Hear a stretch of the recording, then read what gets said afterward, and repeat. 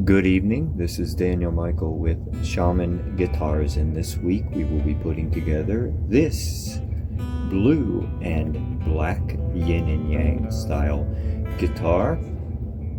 The blue is actually Baja Blue paint from Duplicolor Auto Detailing paint is what I used for this one.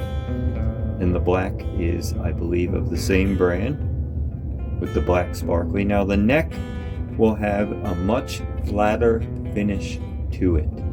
There's no right or wrong. I personally prefer guitar necks that don't feel too plasticky, like not as much of that glossy plastic under your fret hand when you're playing it. And again, that's just a personal taste, so I'm going with a flatter finish on the neck, which also has a lock nut, as this is a Floyd Rose style tremolo bridge. Let's get to the wiring. I do solder as well as use heat shrink tubing, so I take the extra step there, including also copper shielding for proper grounding. It creates what's known as a Faraday cage. Again, you have to get a pretty high-end guitar to see a well shielded guitar. And let me show you the difference between the knobs and the pots that I use for tone and volume knobs. You can see the difference in size between what would be from an average affordable guitar versus the pots I use, which are much bigger, the 500K. They are from Born. Born has become my favorite company of tone knobs and volume knobs.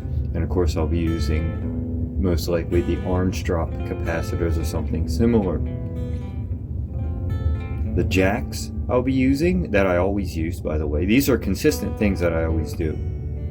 The jacks are pure tone 4-point jacks, and here's an example, and pictured in the video will be a difference between the 4-point jack and with a jack going in it. It actually has 4 points of contact instead of 1 or maybe 2. Now the one jack I'll show you here is from a Gibson Les Paul. Notice it only has 1 or maybe 2, that ground may hit it as well. But the 4-point jacks, I call them forever jacks.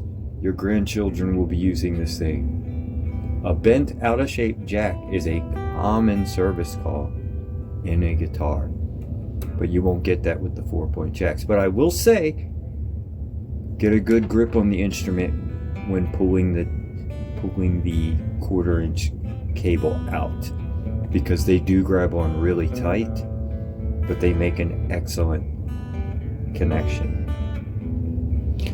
As far as the pickups go,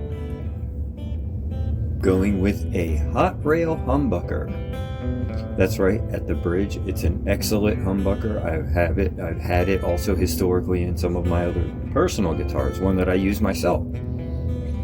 And at the neck, something else that will be unique for this guitar is it will have a single coil style pickup in the neck to attempt to get that throaty, earthy, woodsy Stratocaster neck pickup feel, but in a Gibson Les Paul style looking guitar.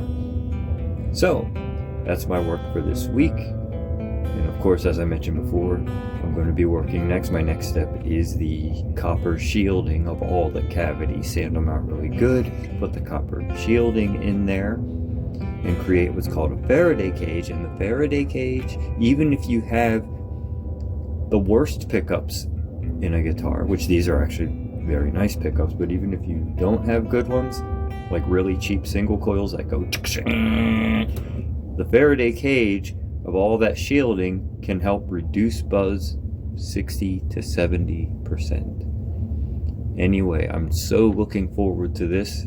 It's been some time coming now, and I enjoy this part. I enjoy wiring as well, and seeing it all coming together instead of just being a piece of wood.